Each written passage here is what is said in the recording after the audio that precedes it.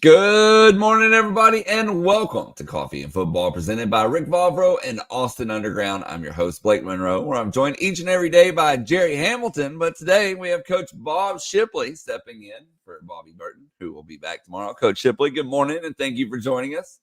Good morning. Got a beautiful sunrise this morning in Abilene, Texas. There you go. My little duck cap on. Ready to roll. Ready for the day. Well, guys, we are 9 days away from kickoff. So tell us who your favorite number 9 is. Tell us where you're checking in from, what you're drinking. Get your questions in. We'll get to those here in a little bit. But let's look at some number 9s as we've done, for every day here recently. I'm going to start with Colin Johnson. Oh, yeah. It's good. Hey, man. Yeah, Blake, you just pulled out that picture because Stoopsified's in the chat this morning, didn't you? That's what you did that for. You knew Stoopsify was going to be here. Colin Johnson, those mitts right there, that timing, man, great ball, a great 50-50 ball winner. They turned into 80-20s. Yeah, of course, the son of a great football player, Johnny Johnson from LaGrange, Texas. Yep. And then his brother as well was a running back. Yeah, that's true. Yeah. By the way, a really unfortunate injury bug for Kirk Johnson. Really good player. Just had a number of unfortunate injuries year after year after year. Yeah. That's right. Then our next number 9, guys, Malcolm Williams. Yeah.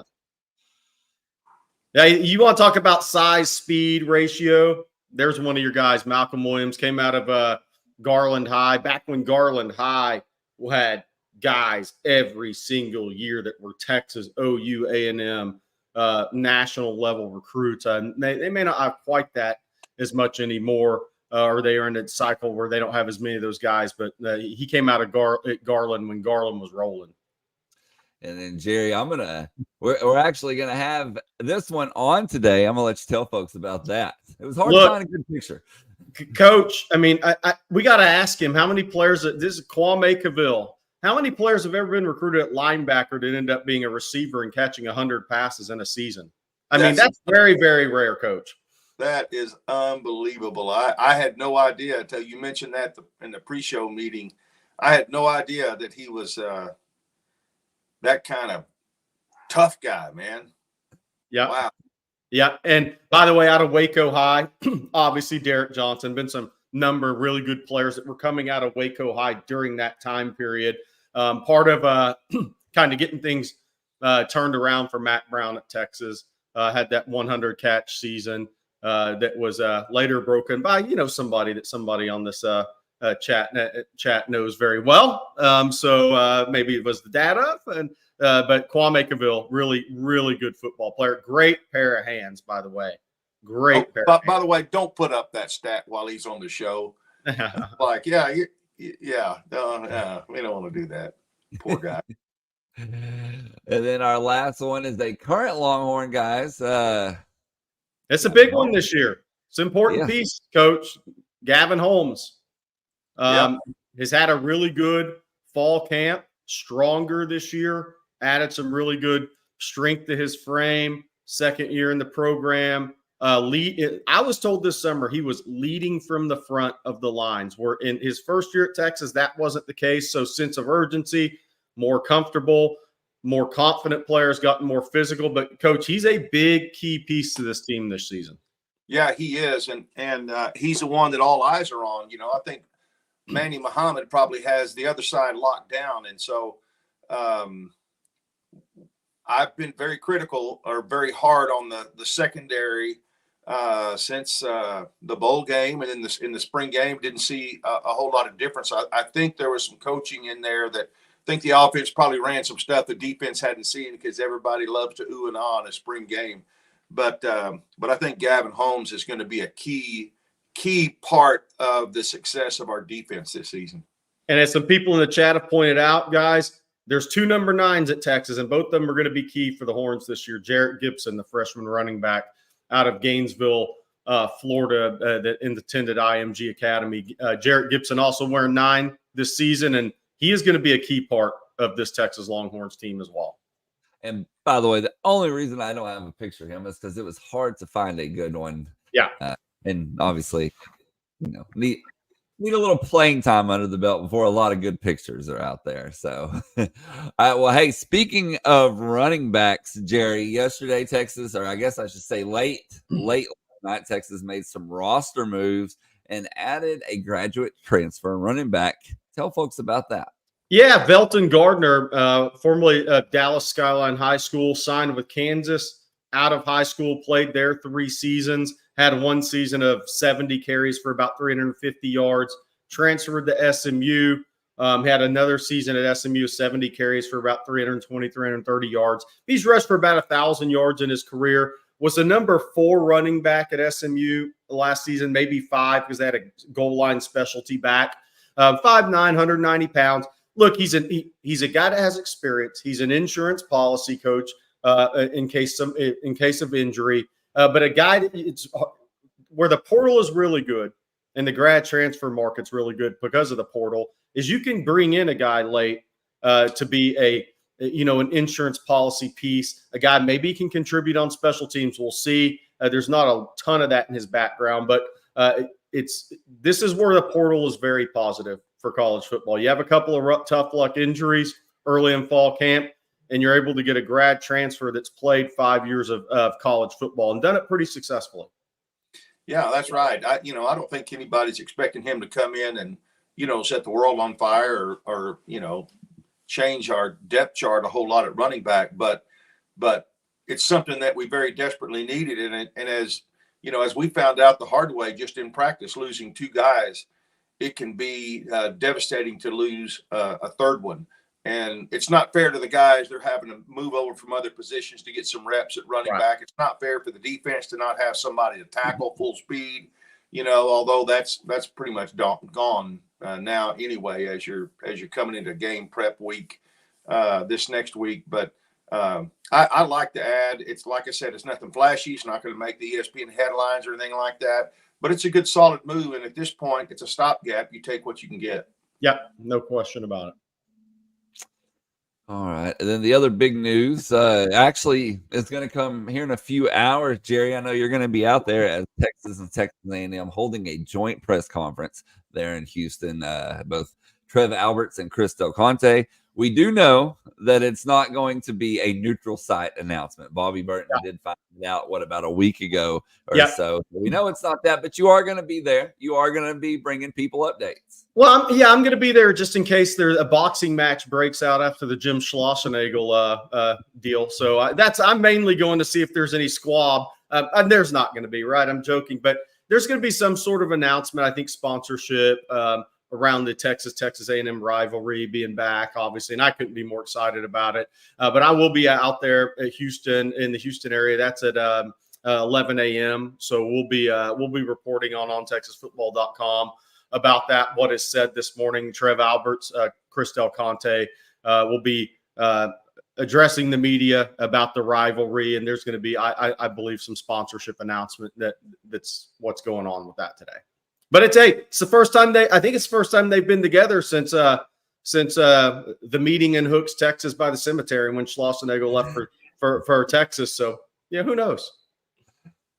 Well, probably a better chance that Texags attacks me than anything going on with the athletic directors. Yeah. That'll be fun too. Well, I don't know who'd win in a boxing match, but I know who'd win in a race. The CDC's a man. He stays in good shape. Before we move on, fellas, I need to tell folks out there about our sponsor today, Austin Underground. And Rick Valbro and the folks at Austin Underground have specialized in difficult underground installations since 2004. That's 20 years of experience. Their extensive engineering background gives them the ability to perform work that many other firms consider too risky.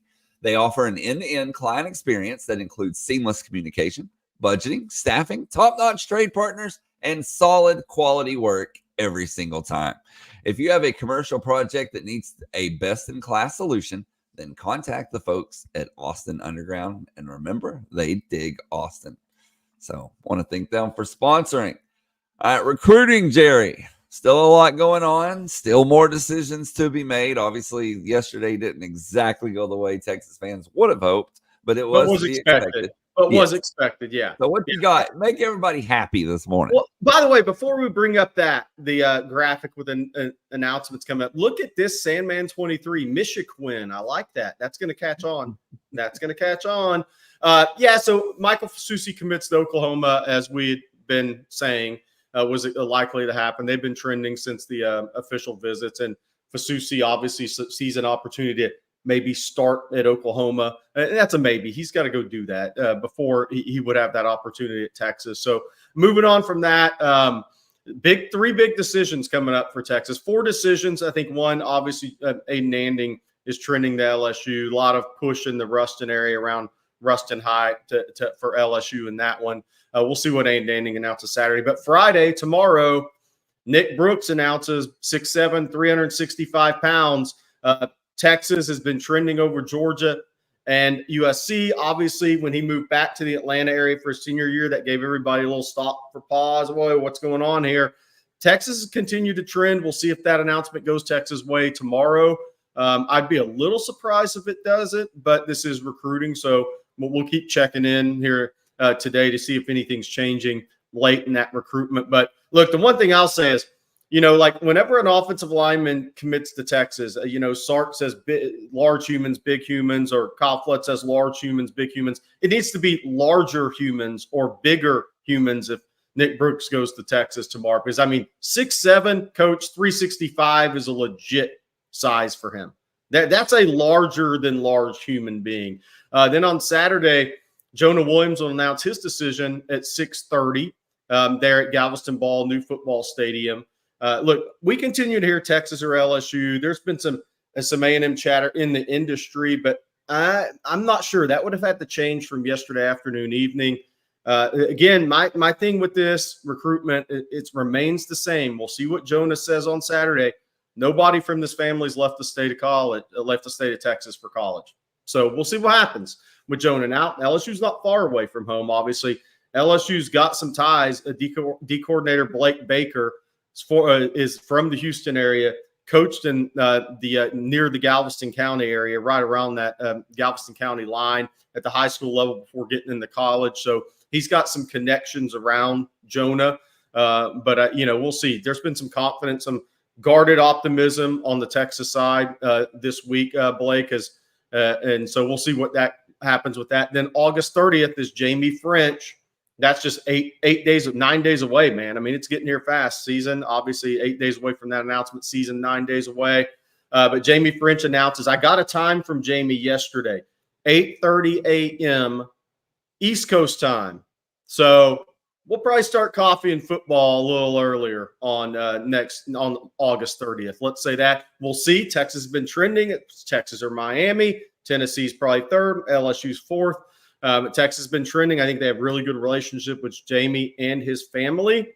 So we'll see which way that goes. If anything started to change with that, I think we'd start to hear about it late this weekend. We have not heard anything yet, but we continuously check.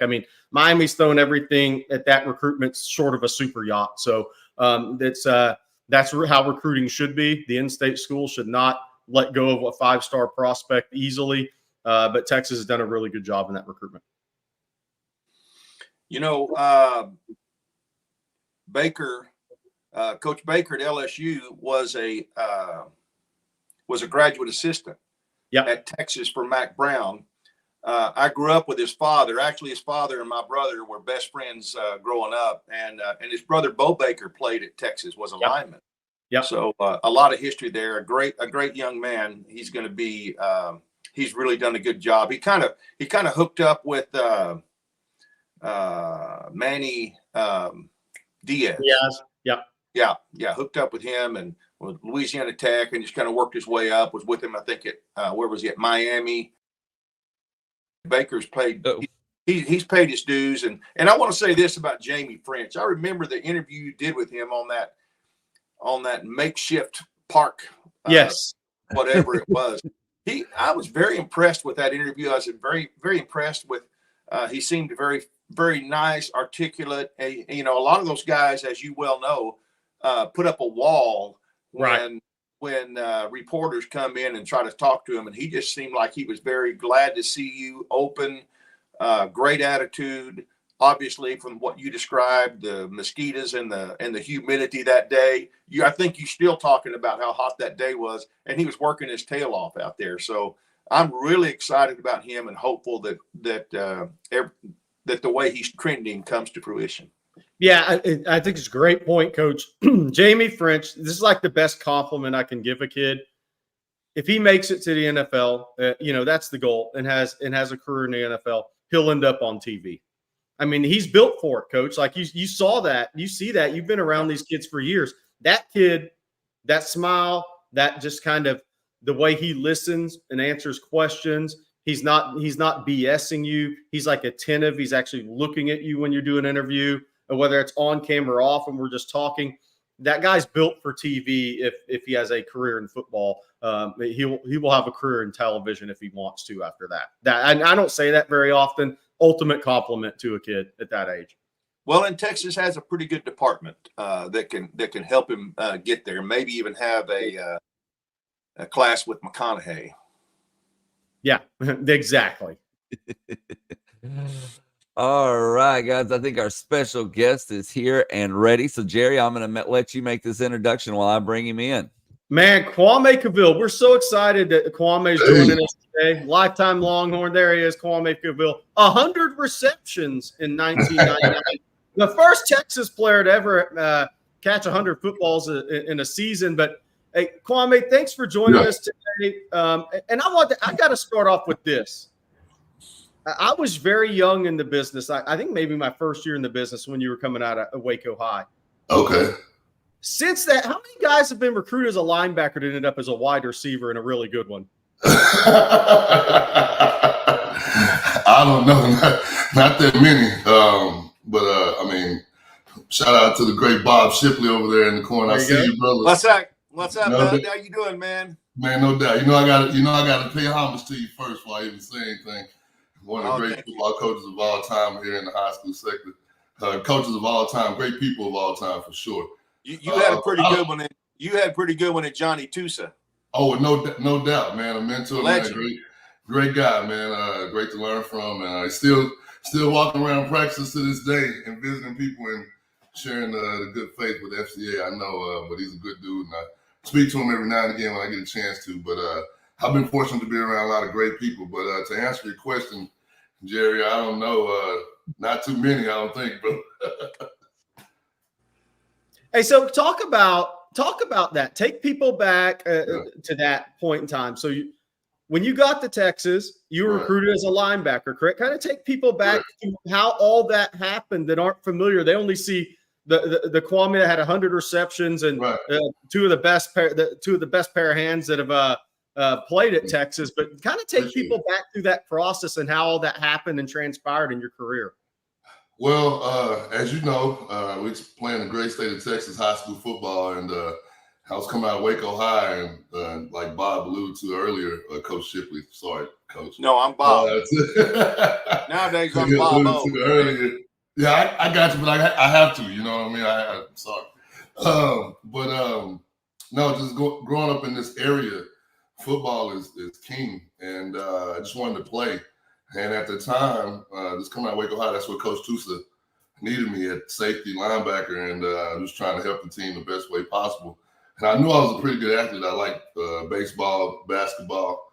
I did and dabbed in track a little bit, but for the most part, I knew I was an all-around athlete, and I just wanted to make my best impression felt on the 40 acres. And when I got there, we were a little short. It was two receivers that they actually recruited.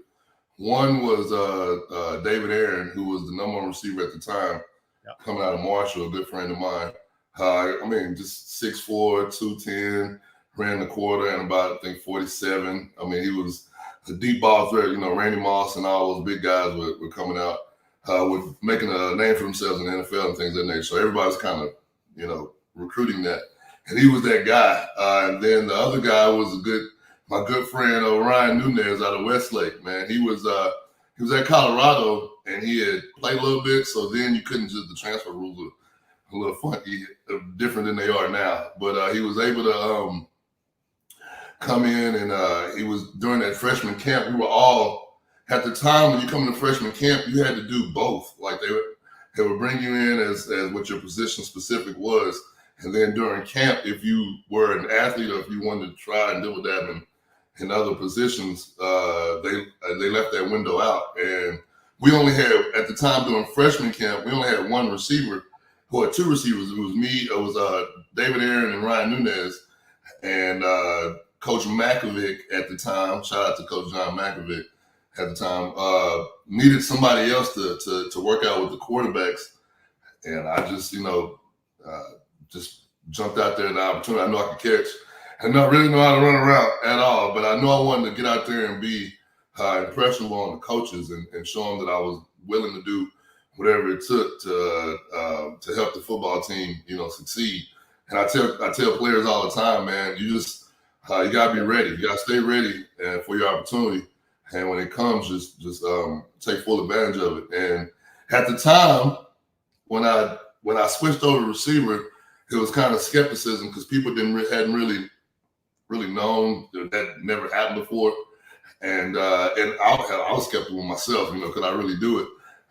But time and the war of attrition, as far as there were like 6 guys in front of me, but that year in '97, my freshman year, we hit an injury bug. I mean, I think Wayne McGarity went down, Courtney Epps went down. It was like 4 or 5 guys that went down in front of me, and they had no choice but to turn to this unproven receiver that never played, this linebacker. And I mean, I remember the first game because coming out of camp, I did pretty good. Just kind of showing that I could do something, that it would work out a receiver for me. Because it was all like kind of a trial, like Goodr or whatever. And I showed some promise, and I kept developing. I really wanted to play.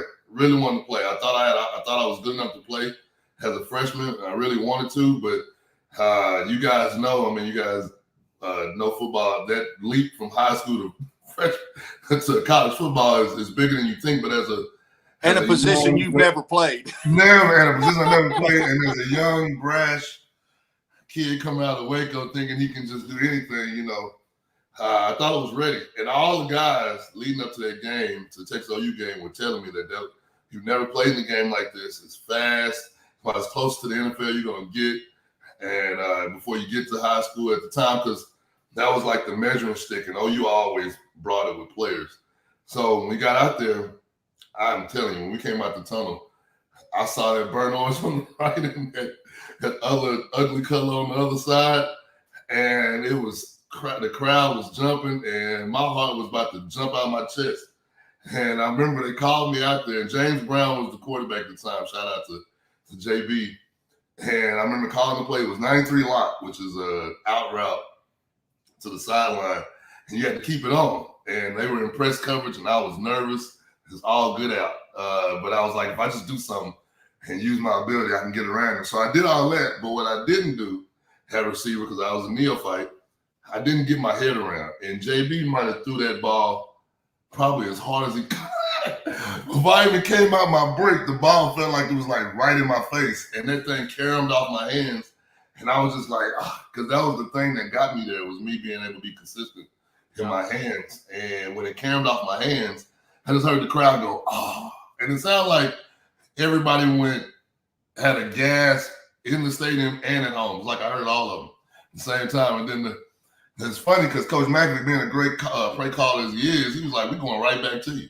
So they called the next play to me, like, well, probably a play or two in the series. They came back to me on a slant. I was like, man, I'm gonna make sure I'm wide open, right? So I put on my best move, and I was wide open. JB again threw the ball as hard as he could ever throw it. I'm blaming JB. That's what all receivers do. And but what I didn't get my head around again because I was so excited on getting off the ball and being open, and I knew the opportunity was coming, and that thing came off my hands again. Needless to say, Mackovic never put me in the game that day, and I got the chance to watch a great game. But it was, but that whole intensity, what it did was it fired me up, and you got to go through a little adversity. So that adversity made me train maniacally as far as at the receiver position for that next year. And it so happened that we got that coaching change.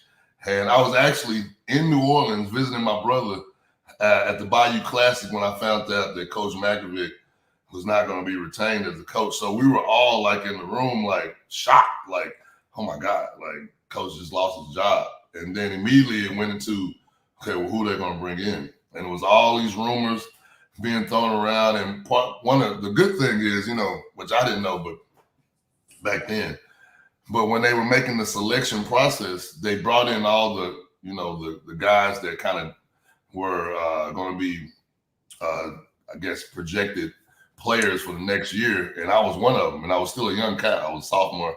And they were just, it was me, I think in the committee, part of the hiring process, it was me, Dusty Renfro. Shout out to the Big 4-6. It was me, Dusty, I think Leonard Davis. I think they had a person to be represented for each class and each position group to kind of give what they thought wanted to be the head coach. And there's a bunch of couple names. One, I know, remember one of the names was the coach out. It was at Northwestern at the time. Gary Barnett. Gary Barnett. And he was just coming out. I think he went to Northwestern, and I don't know if he went to Colorado before. Colorado. He was hot. He was hot. He was a hot name. But the rumor was that he was no nonsense, and he was worse than Coach Makovic when it came to like this professional setting within and all the players were like, we don't want to, you know, we want somebody that's going to be more of a player type coach. And they threw around, I remember they threw around the name Mack Brown, and we were like, who? I remember me. I think the older guys kind of knew about him because he had, you know, ascertained some success in North Carolina. And he was known as a player's coach. But of course, at the time, I was too young. I didn't know player's coach from a coach. I just wanted to be coach, right? So, but I remember the vibe of what they were saying about Coach Brown. And I didn't know that he was going to be one of the greatest coaches of all time. But I knew it was something about that energy that he was bringing. And the first day he came in and introduced himself, that's when I knew something was different. He introduced himself. He had such energy in the room, in the team meeting room. I felt like we were going to do some special things. But he took, this is what impressed me. He, at the end of the meeting, he went to the back because we had like an exit door in the back of the team meeting room. And he told everybody to get up and walk down the line. And he introduced himself to every player. And he didn't just say hi. He kind of had a mini conversation. And I had never seen that from a coach to take, you know, at that time, you know, Coach Tusa was larger than life, but, you know, you get to college, these coaches are even larger than life, you know what I mean? So, but I never saw that. I thought that was so genuine. And I think from then on, I kind of knew we were on to some good things. And the people he brought in, you know, the Mad Dogs, Coach Madden, Coach Daryl Drake, one of the greatest receiver coach of all time, greatest people of all time, rest in peace. But he brought in those collection of guys to be around us in that web, and you just felt that energy. I just knew we were going to be pretty great. And we also had the big fella. We had 34 coming back, and he was going to run the ball a lot and hard and fast. So yeah, I just, you know, I'm kind of long-winded, but no, it was a great opportunity. A beautiful time in my life outside of the birth of my children. But it was just an awesome time to be around the 40 acres and to be a young guy in that, I want to say, the golden era kind of Texas football, or back to the golden era, because if you go back even further, we were dominating in college football, and we've been for a long time. But I think that group, Mack Brown, and a little bit of Makovic in the 96 era with the Chris Carters and the Brian Westbrooks, that kind of group kind of led us to where we are today as the Texas is a powerhouse and just an awesome place to be, and just the flagship bearer of not only the state but for college football in itself. Coach, you got anything for Kwame? I got something coming up for him if you don't. Well, I just remember, personally in my life, I remember Kwame and I remember Wayne McGarity kind of as the offense started. You know, people, of course, Makovic threw. You know, he liked to throw the ball. He did. But, I just remember you two guys taking the receiver position at Texas to another level that I hadn't seen in a while, you know. And when I think back on, you know, Mack Brown's career, you were the first kind of go-to guy that in my mind that kind of brought Texas offense back and made receiver a popular position to play in Texas. Correct. I appreciate those words, man. And you should know. No, well, you're one of the reasons my number 8 went to University of Texas, because he was growing up watching all those videos. No, man, man. I've talked to Jordan and Jackson before, and they've shared those sentiments that you shared, and what a great group of men to carry on the legacy of the receiver position. But yeah, when we were to piggyback on your point, the receiver position coming into Texas at the time, there were names like Mike Adams, Lavelle Pinckney. I don't consider Eric Metcalf a receiver, but he was. But at Texas, he was kind of like that first hybrid, almost like a Fozzie Whitaker type, do-it-all type back. And those were the guys that I was attracted to growing up, just watching college football as a whole. I mean, there were other players in other colleges, but as far as Texas football, it was the Eric Metcalfs, Mike Adams. I remember, I'll tell you a quick story about Mike Adams. I was coming on my unofficial visit.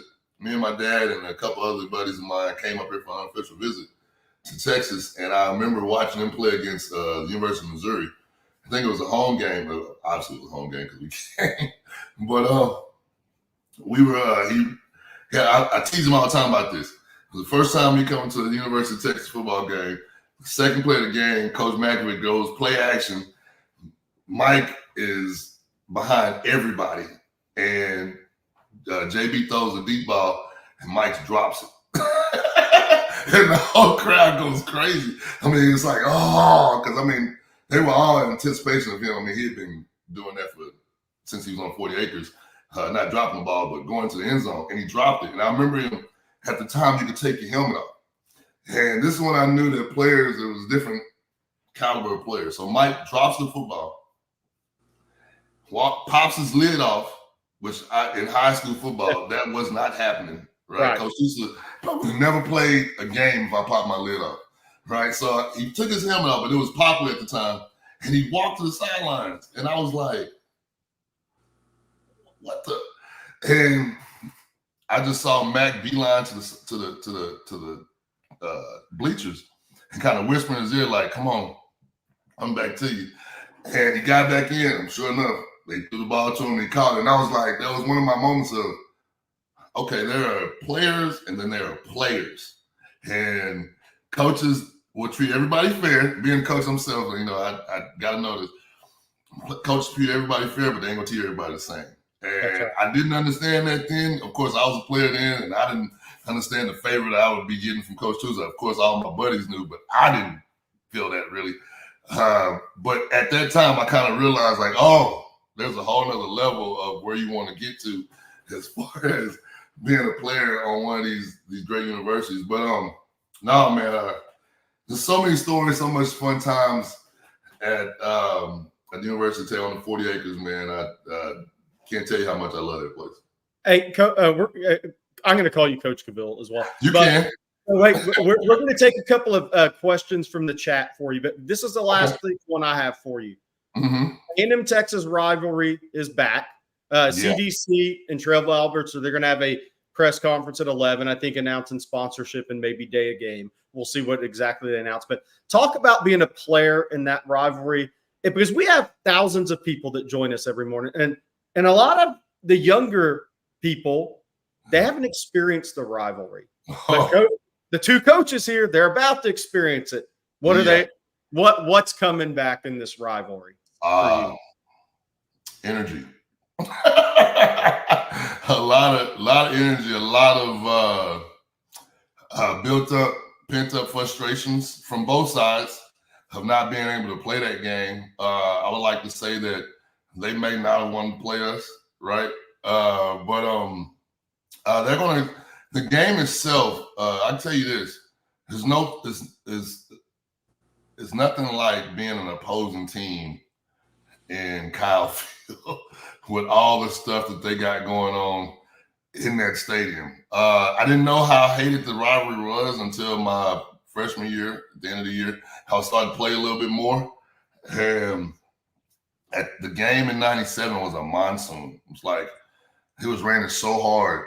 And the field was just terrible. But this is what I didn't know. So prior to the game, you get to the game. First of all, we stayed terrible accommodations. It was terrible. The food was terrible.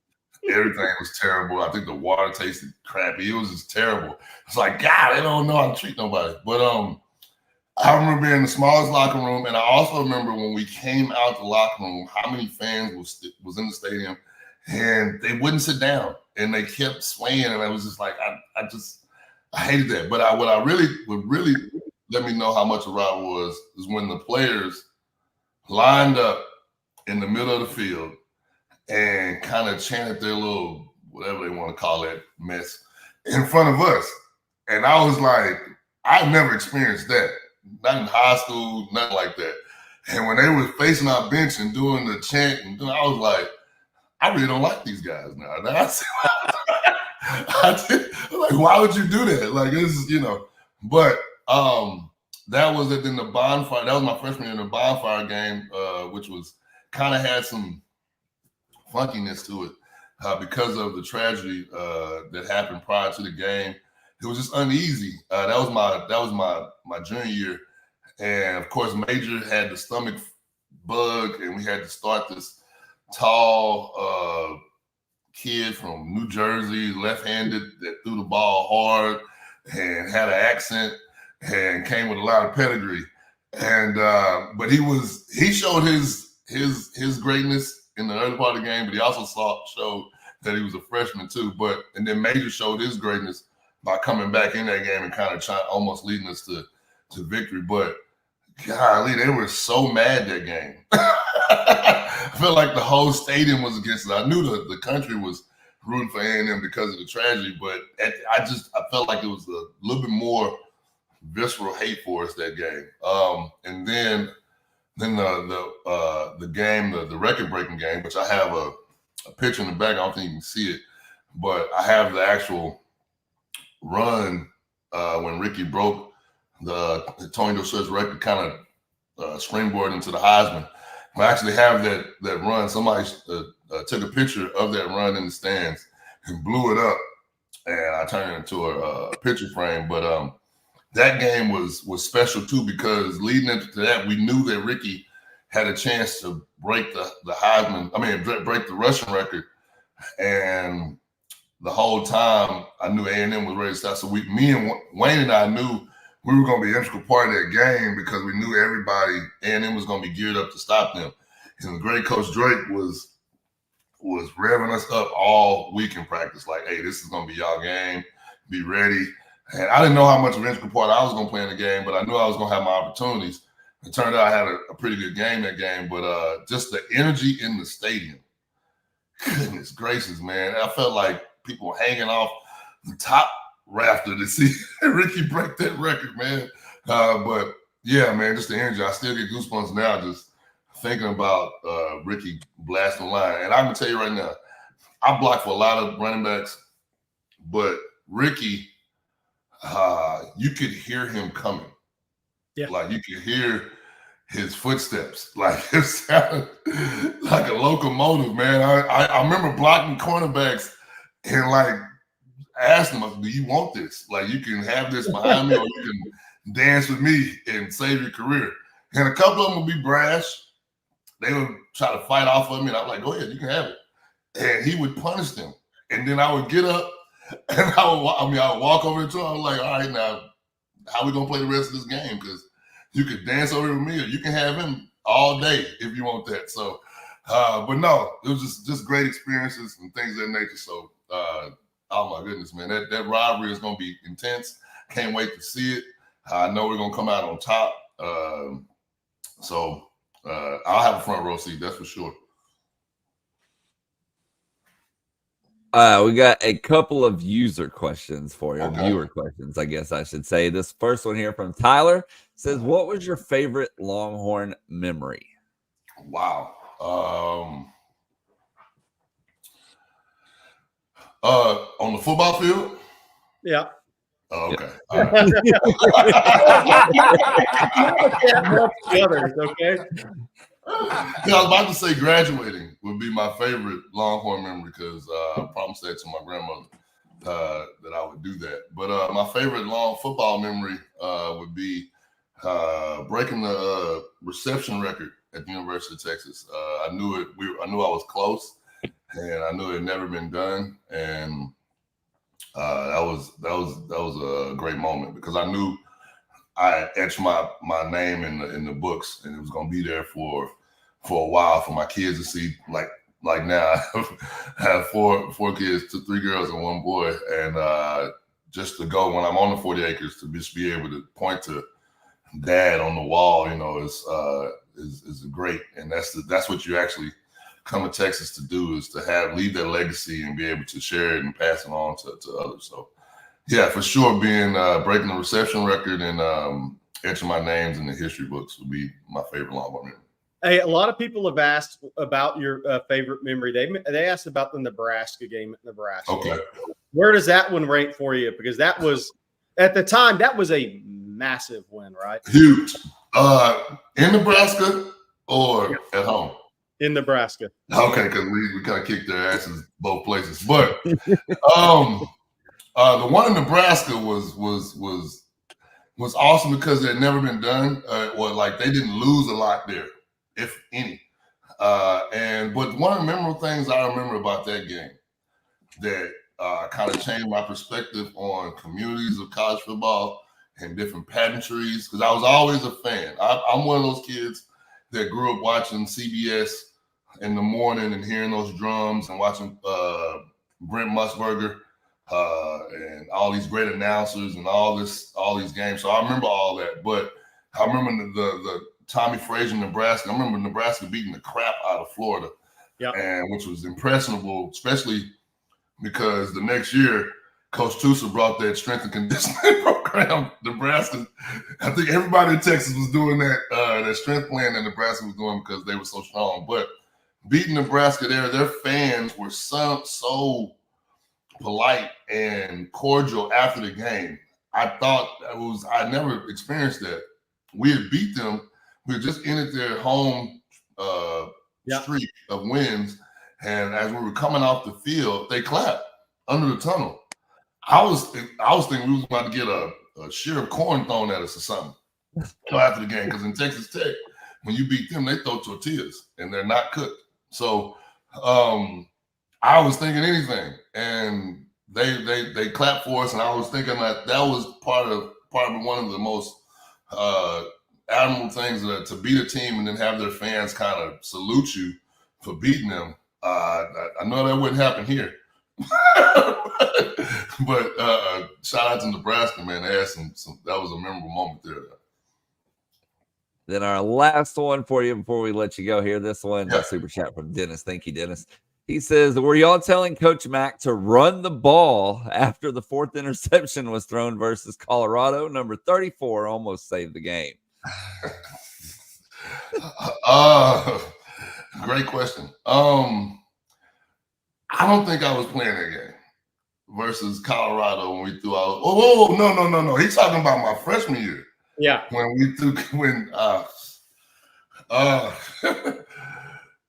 I was too young to tell anybody anything.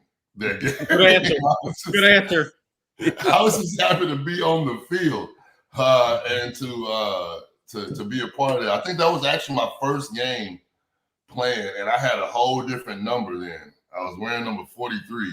Yes. For God's sakes, I don't know how I even played that linebacker number. Yeah, man. It was a shout out to my boy Johnny Hickerson. That was his football number at Texas, and but yeah, no, I was just really at that time. I was just eager to be in the game, and I didn't care what was being called as long as they were calling my number because I wanted to prove myself that game, and that was kind of like my coming out party at the Colorado game. But at the time, I didn't care. To be honest with you, I was just trying to to overcome the sins of the earlier year of dropping those balls in Oklahoma. I just want to prove to my teammates. I could care less about I just wanted to prove to my teammates that I could actually play at the 40 acres, and that's what kind of drove me to be great and to be good at the 40 acres. All right, Kwame Cavil, thank you very much, Coach Cavil. Thank you very much for joining us today. I really appreciate it, and we want to have you on again during the season. Kind of talk about from the Longhorns this year. Anytime, man. Anytime. Thank you very much. Yeah. Hey, Kwame, I got one question. How old is your son? You know, Ben's got a freshman coming up. I'm just curious. He's 16. He's a junior at Round Rock, and he's playing outside linebacker and safety. Well, there you go. It worked for you. Yeah. So I'm just a dad, and you know this. At this point, I don't get in the way of coaching, anything like that. I just want him to have fun and enjoy the game and accept coaching and just learn how to be an even better, mature man. And Round Rock have a great program. They do a good job around that. So he's enjoying it. And I'm enjoying him enjoying it. How about that? Good. All right. Thank you very much, Kwame. Thank you, guys. On the 9 days before the season begins. Yeah. All right. See you, bud. Have a good season. Good stuff. Good stuff, Jerry. Great interview. Way to line that one up for sure. Lots of good stories in that one. Yes. All right. Well, we need to tell some folks out there about a couple of our sponsors, and I'm going to start here with HelloFresh. And with HelloFresh, you get farm fresh, pre-portioned ingredients and seasonal recipes delivered right to your doorstep. You skip trips to the grocery store and count on HelloFresh to make home cooking easy, fun, and affordable. That's why it's America's #1 meal kit. We all know home-cooked meals are so much better for you, but you don't always have time to pull them off. But with HelloFresh handling all the meal planning, the shopping, and most of the prep, it's easier than ever to get dinner on the table quick and painless. And that's what makes it great. It's quick and easy. Guys, school is in full swing. I got kids playing football, so my boys and I use HelloFresh because we don't have a lot of time. We do not have time to sit down and cook. I barely have time to eat. And their menu is always changing. You don't get tired of eating the same thing because there's over 50 recipes to choose from every week. And here's the best part. They're going to hook y'all up with free breakfast for life.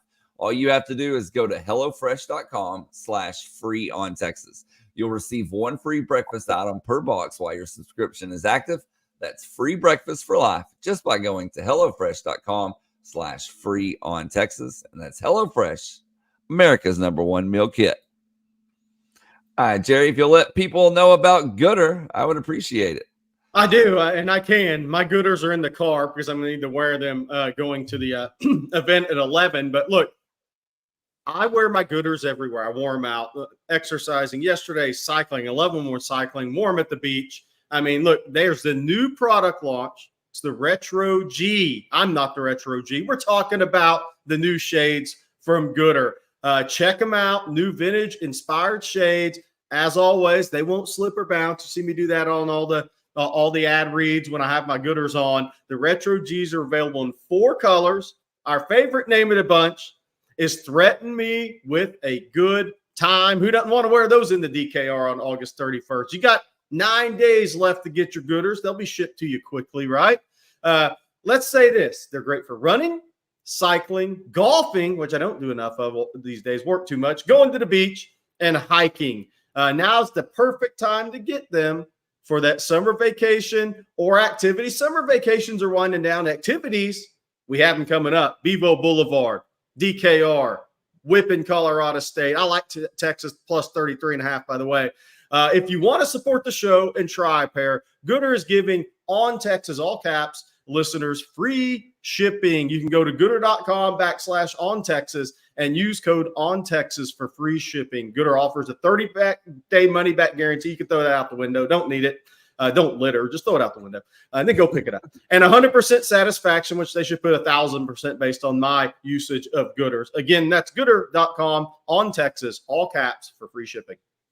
Hey, have you noticed how much you're seeing those things around? Yes. Good or shake. everywhere. I've seen everywhere. Yeah. So I'm my significant other has a daughter. It's a college beach volleyball player, going to be. So everywhere I go, that's what I see people wearing. Beach volleyball tournaments, there's Goodrs everywhere. I've seen people out running. We have a couple of people in our chat that say they run in them. I cycle in them when I ride the bike. I need to do it more. But yes, they're everywhere nowadays. Yeah, they are. That's funny. Ashley just said you strike her as a cyclist, and then that immediately came out. When I lived in Florida, I started every morning with a sunrise 15, 20 mile an hour bike ride. If you saw me in person, you know I no longer do that. All right, guys, we got a lot of questions to get to, so let's jump right in. We're going to start with this one from JJ. Thank you, JJ. And JJ may have been a little late to the beginning of the show because he says, I heard Sark indicate if he could find a contributor at running back in the portal, he would consider it. I don't see anybody in there. Are there any grad transfers paying in rupiah? I think is how you say that, Indonesian. Yeah. Hey, by the way, UT boy, disregard that IDR. I challenge you to match that super chat. All right, let's see.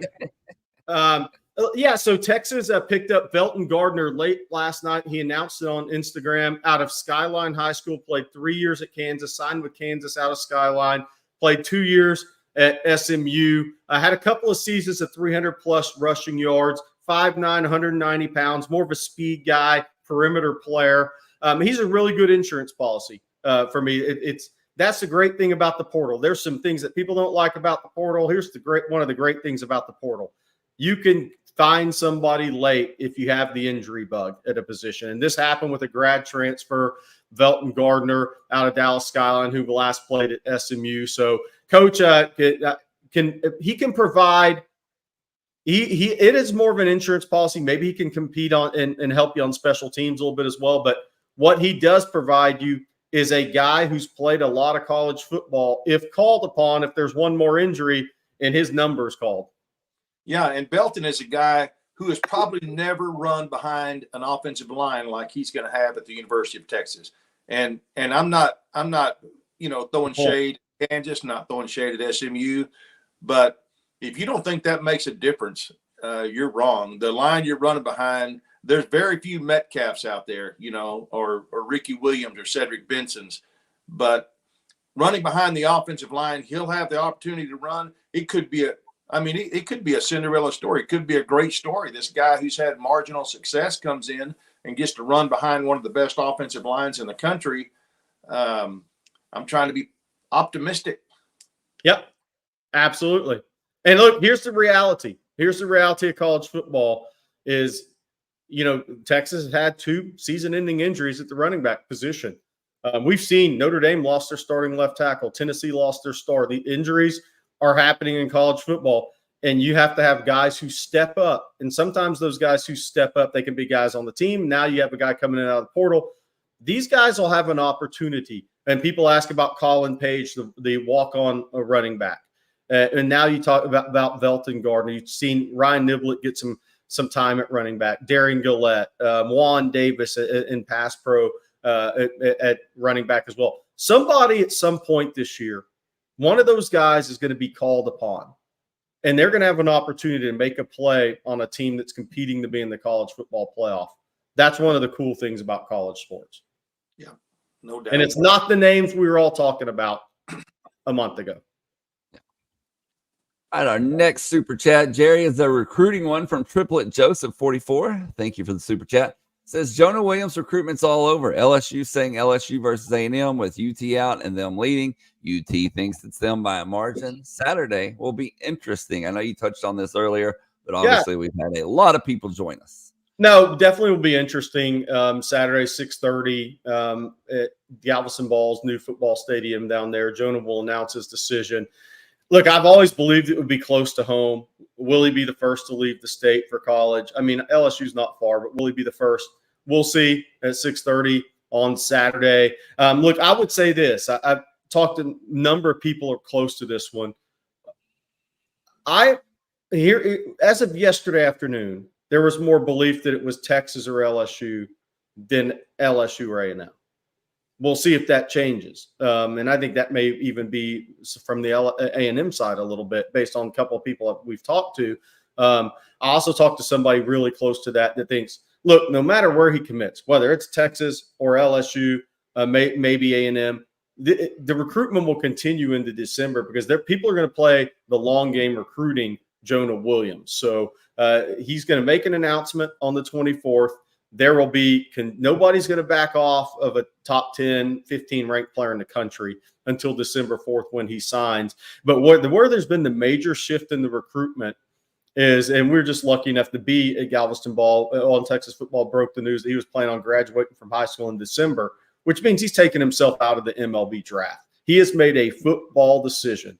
And when he made that football decision, that changed this recruitment. Then, not that Texas A&M, and LSU weren't all in on recruiting him beforehand, and Oregon and USC, but that changes it when you make a football decision. Because even the schools recruiting him, they know how talented of a baseball prospect is. So they're like, well, we'll see what happens if he's how he plays in the spring in baseball, see where all this takes him. They knew he had a good late July in a wooden bat tournament in Atlanta, and a good July in a couple of tournaments. But that decision to go football changes that recruitment. He put football first, kind of like Kyler Murray did later in his career. He put football first, but he did it before Kyler did. I'm walking away from the MLB draft, essentially is what he's saying. He wants to play football and baseball in college. From the Texas side, look, I think the Schlossnagel move from A&M to Texas really helps Texas. I think Blake Gideon's done a really good job recruiting him. LSU has the connections with Blake Baker, obviously the D coordinators from the Houston area, Clear Lake area. Coach mentioned earlier, obviously his brother Bo played at Texas. Blake was a GA at Texas and then got into college coaching. He was coaching at Clear Springs High School at one point. Really good young defensive mind. Corey Raymond's been recruiting the Houston area for years and years as well. So that will be interesting. Texas, nor A&M has a safety committed in this class. LSU has 4 defensive backs, at least 2 safeties committed in the class. So we'll see what he announces Saturday. But there's been some guarded optimism on the Texas side. And then Coach Shipley, this next one here is for you. It's a super chat from CC6 Fan Club President. And he says, off topic. Coach Belton, appreciate your time there. I was in the stands for the rainy game versus Skyline in Waco. Tough game, but was so proud to support. Hook 'em. Well, thank you. I appreciate that. There was time in that game I wish I'd have been up there in the stands with you. Yeah, that was a tough game, and we had a rain delay before and all this stuff, and we had just an incredibly talented Skyline team, and it was. There's not very many times you talk at halftime with the head coach of the other team and say, hey, can we just run the clock in the second half? Because there was another storm coming in. We were all watching it on our radar, and they were beating us by probably 7 touchdowns or something like that at halftime. It was just it was a bad game for us, but thanks for supporting us. We had a great time in Belton. We won some games that people didn't think we were going to be able to win, and win a little bit in the playoffs a couple of years. It was nothing but good memories from Belton, except that game. All right, Jerry, one more time. I need you to let people know about one of our sponsors. And I know this is a fan favorite and one of your personal favorites in Manscaped. Yeah, we're talking beard and balls here, guys. I hate to use the term, but here we go. Fellas, do you want your grooming routine to be a one-and-done deal? Do you want to go KD? Well, the days of using the same trimmer for your face and your private parts are over, thanks to our friends at Manscaped. Oh, I love the noise. They've come up with the ultimate package to keep your hairs trimmed from 12 to 6. Introducing the Beard and Balls Bundle featuring the Lawnmower 5.0 and the Beard Hedger, a trimmer for the moneymaker and another for the boys downstairs. Get 20% off plus free shipping with code ONTEXAS at manscaped.com. That's 20% off plus free shipping with code ONTEXAS, all caps, at manscaped.com. For the premium grooming experience, trust Manscaped. First up, your balls' new best friend, the Lawnmower 5.0 Ultra. Say goodbye to the endless passes. This trimmer gets it right the first time, cutting through the bushiest of bushes effortlessly while being gentle on the skin and your delicate places. What's more important than that? Manscaped on Texas, all caps. And Stevie Lee will go down in the Hall of Fame of outtakes with comments about that, because he said, I got the 5.0 and I shaved my initials or something. I don't know. You remember that? Like, oh boy. Yeah. Let's see you shave supercalifragilisticexpialidocious. See how that Oh man. Jose Rodriguez with the super chat. He says, what will it take for Texas football to take the next step in stockpiling top-level high school talent the way that Georgia and Alabama did? Is it a national championship trophy? Is it more time? What's the secret sauce? Yeah, I want coach's thoughts on this too, because we get asked this a lot, but I think it's consistent winning over a period of time. Look, Kirby is won 2 national titles, played for another one, been in multiple playoffs. What's his worst season? 9 wins. I mean, that's a sustained success. And Georgia already had sustained success under Mark Richt. He just didn't get over the hump at Georgia. Then you had obviously what Alabama did under Nick Saban, which we'll never see that done again, more than likely. But it's that sustained success. They've also been in the SEC a long time. Where do the kids look to? Where do all these young kids look at? Well, who they identify with, identifiable teams, players, conference, all that. It's very SEC driven. So I think Texas sustained success next couple of seasons, moving into the SEC. And as Texas expands their recruiting geography footprint into Georgia, into Florida more, into some of those areas, I think the thing that Coach, the fan base, the Texas fan base has to kind of wrap their heads around, though, is Texas is in more national recruitments than ever. And if you bring in 50, 52 kids for official visits and you end up winning 22 of those, you've actually going to have a top 5 level, 6, 7, 8 ranked class, whatever it ends up being. You're going to recruit at a really high level, but you're also in more national recruitment. So you're going to lose more than you win. And you just have to kind of go through that process as Sark continues to build the program. Well, you can say what you want about the NIL and, SEC and all that stuff, but the fact that those two things came together when they did, I think played a huge part in helping us get our recruiting back on track. And I think you hit the nail on the head in that it's going to have to be continued success. We've had some success against Georgia, of course, 2018 Sugar Bowl, but, Alabama probably should have won the game we played in Austin, did win the game at Tuscaloosa. We've got to be consistent in those big games. But because of NIL, it's allowed us to bring in some players that we might not would have gotten because we hadn't had any prolonged success really and consistent success in a while. And so the NIL, the SEC really helped us, I think, just really fast forward our recruiting to get at a level where we can compete. Are we there with Georgia and Alabama? No, we're not. But as you said, Jerry, with continued success, consistency in recruiting, don't ever take your foot off the pedal on recruiting. Don't ever think we've got it made. I think there was a time in our program, unfortunately, where we thought, well, if we offer a kid, we're going to get him, blah, blah, blah. You don't have to recruit as hard. And that came back to bite us in the butt. And now we've got to never let up on recruiting. We've got to recruit as hard as ever because it's tough enough to get there, but to stay there takes an incredibly dedicated staff and a super focused head coach on recruiting and the recruiting staff to never let up. We go out and recruit with a chip on your shoulder every stinking year.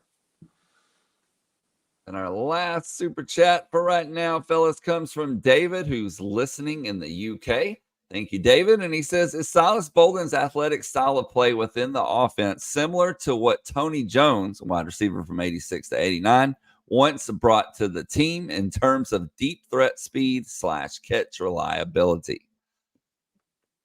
Coach, you got a thought on that? Tony was a little before me. I was like 11, 12, 13. Yeah, he was from Grapeland, I believe. Yes, he was. Yeah. That's a really interesting comparison. I wouldn't put him in the category as Eric Metcalf. I don't think you put him in.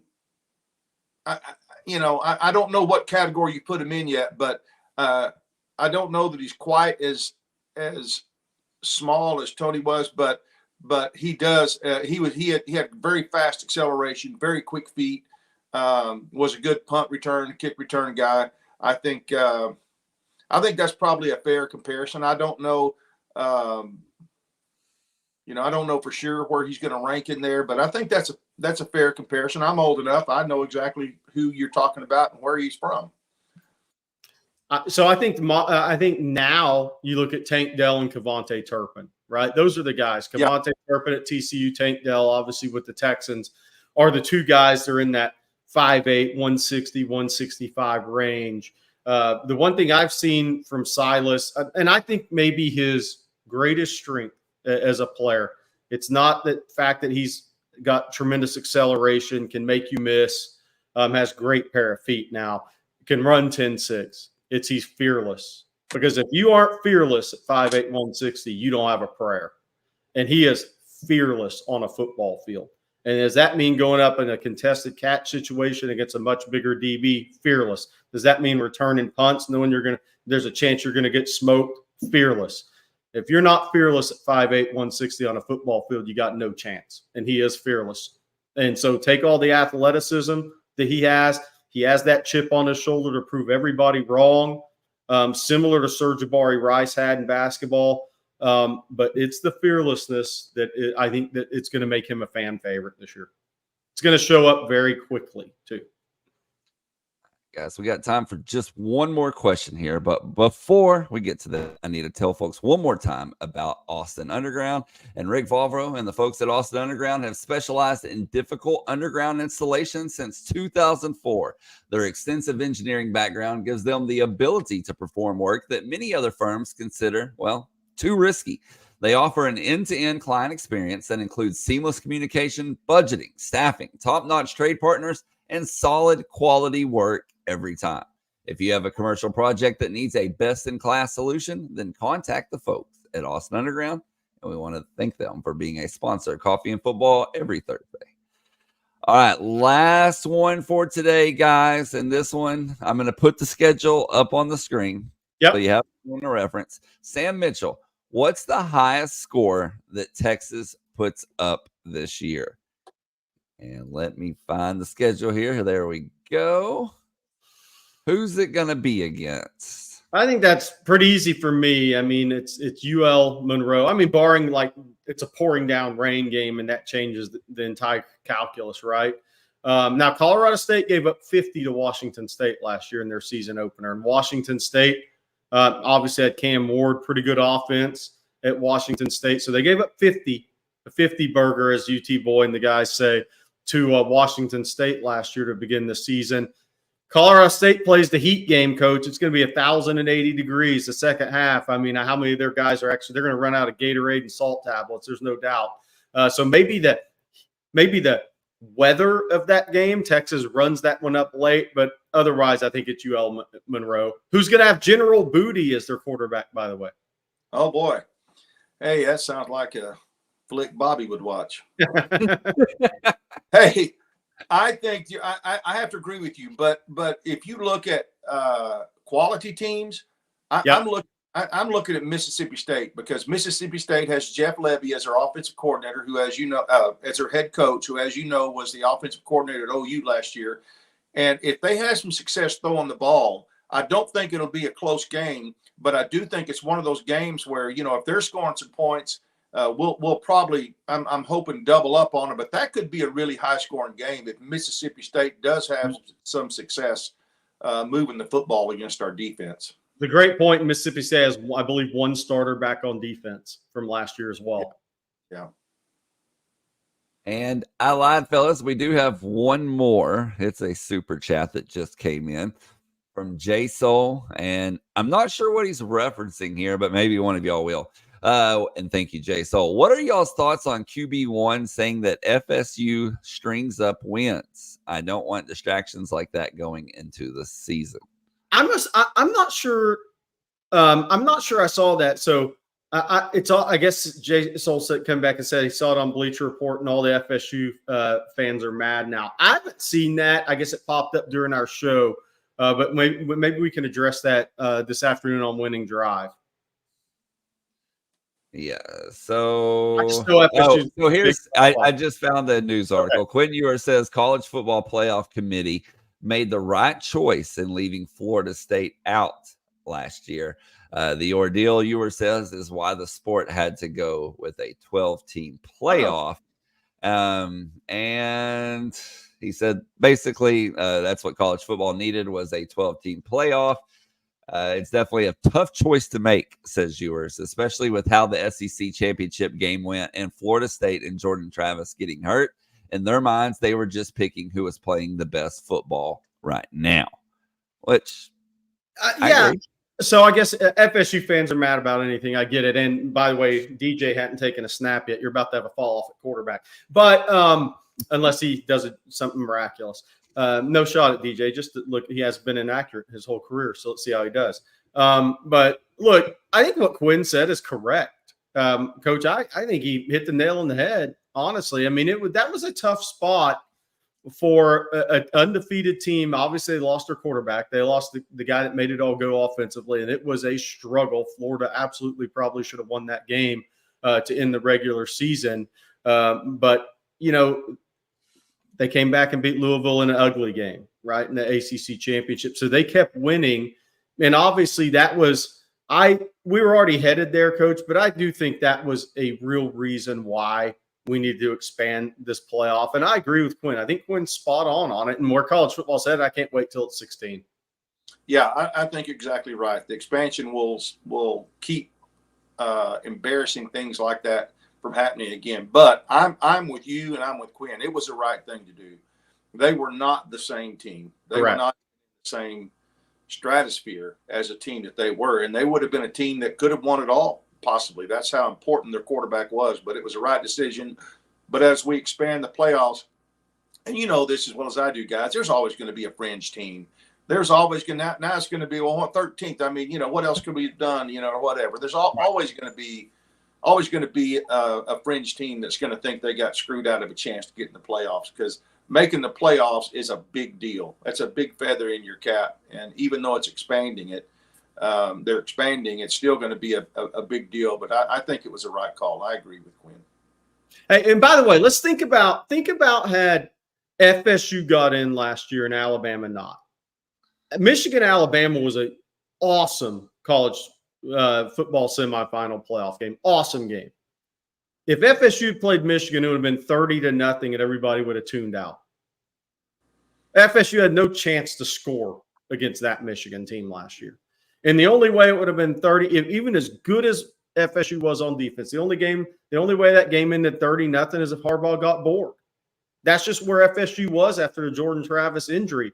The most unfortunate thing about that situation is the bad part about the portal to me, and at times where college football is, and that's why I'm so happy we're at a 12-team playoff and headed to 16, is the FSU team that showed up in the Orange Bowl. They didn't want to be there. A lot of their players didn't play. A lot of those guys were portal guys that were just decided to get ready for the draft, because those guys weren't truly personally invested in FSU football.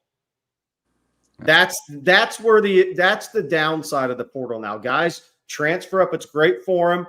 They have a chance to come from a smaller school, come to a major university, enhance their stock in the NFL draft, prove they can play on that level, and it helps their draft status and maybe guys that have that chip on their shoulder. But what's their investment? What's their true investment in the program they just transferred to?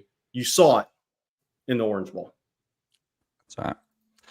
All right, y'all. Well, that's going to do it for today's episode of Coffee and Football, presented by Rick Valvro and Austin Underground. But Coach Shipley, your hats have always been a hot topic of discussion. So before we get out of here, I want you to let everybody know where they can get them. Well, this is a duck camp. It's one of our sponsors, not one of our caps. You know, the easiest way, Jordan and his wife do these caps. I have nothing to do with them. But they have a son named Suede and a son named Shield, and it's Suede and Shield Co.com. Or I found you can just Google Shipley Ranch's caps, and you'll find that link, and you can order. In fact, they've ordered some orange. They didn't quite come in burnt like they thought they were going to. So I guess we're going to have to try to find another vendor to do that. But that's Jordan and his wife, Sunny. And just Google Shipley Ranch's caps, and you'll find a way to order them. There you go. And I'm going to put it up, the actual website up. Oh, yeah, there you go. Yeah. Right there. So swayandshieldco.com. And I'll put that in the chat for you guys as well. All right, Jerry, I know you got to head out. You got the announcement here shortly. You'll have coverage. Yep, we'll have coverage on Texas football. If it warrants a video, we'll do some video stuff from that. We'll see what CDC says exactly at this press conference at 11 a.m. I do got to get out. I got to get going. Thanks, Coach, for sitting in for Bobby today. Bobby's traveling. Bobby's speaking at the Texas X's in Dallas at 5:30 this evening. Will be back with us in the morning. Coach has a winning drive this afternoon, I believe. So it's going to be a lot of fun, and we'll talk to you guys later this afternoon. Sounds good. good. We want to thank Austin Underground, along with HelloFresh, Manscaped, and Goodr for sponsoring today's show.